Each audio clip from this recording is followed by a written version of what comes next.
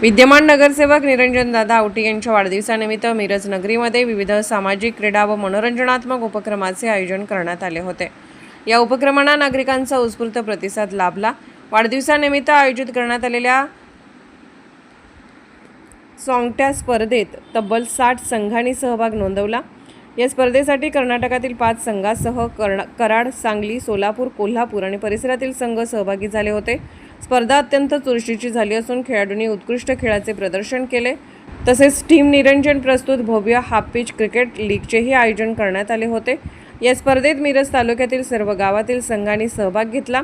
अंतिम सामन्यात उत्कृष्ट कामगिरी करत कळंबी संघाने प्रथम पारितोषिक पटकावले तर सांगली संघाने द्वितीय पारितोषिक मिळवले। याशिवाय वाढदिवसानिमित्त अनाथ आश्रमातील गरजू नागरिकांना भोजन दानाचा कार्यक्रमही राबवण्यात आला। सामाजिक बांधिलकी जपत आयोजित करण्यात आलेल्या उपक्रमाचे सर्व स्तरातून कौतुक करण्यात आले। क्रीडा, सामाजिक आणि सांस्कृतिक उपक्रमांनी निरंजनदादा औटी यांचा वाढदिवस उत्साहपूर्ण वातावरणात साजरा झाला। नागरिक, कार्यकर्ते व मित्रपरिवार यांनी मोठ्या संख्येने उपस्थित राहून दादांना वाढदिवसाच्या शुभेच्छा दिल्या।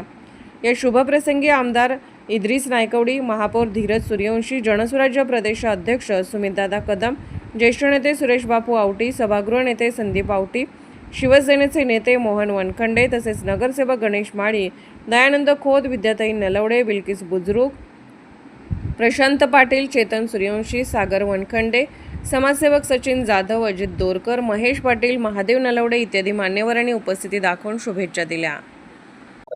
आज निरंजन औटे यांच्या वाढदिवसानिमित्त गेले 4 दिवस मिरज नगरीत न्यू इंग्लिश स्कूलच्या ग्राउंडवर ज्या हाफ पिच क्रिकेटचे सामने जे चांगल्या पद्धतीने खेळाडूंसाठी आयोजित केले होते, त्याचा आज बक्षीस समारंभ आणि विजेत्या संघाला बक्षीस देऊन त्यांचा सन्मान करण्याचा आज जो मान मला औटी कुटुंबियांनी दिला, सर्वप्रथम निरंजन औटींना मी वाढदिवसाच्या एकदम चांगल्या अशा शुभेच्छा देतो की त्यांना इथून पुढच्या आयुष्यात सुद्धा त्यांचं शारीरिक चांगलं आरोग्य लाभू दे, अशा शुभेच्छा त्यांना मी देतो। आणि इथून पुढे अशाच त्यांनी मॅचेस, युवकांसाठी चांगले उपक्रम मिरज नगरीत राबवावे। त्यांचं युवकांचं एक मोठं जाळं मिरजेत त्यांनी स्वतः तयार केलेलं आहे।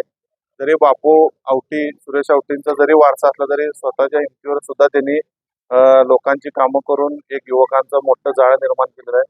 त्यांच्या पुढील कारकिर्दीस, पुढील आयुष्यात मी सूर्यवंशी कुटुंबाकडून त्यांना चांगल्या प्रकारच्या हार्दिक शुभेच्छा देतो।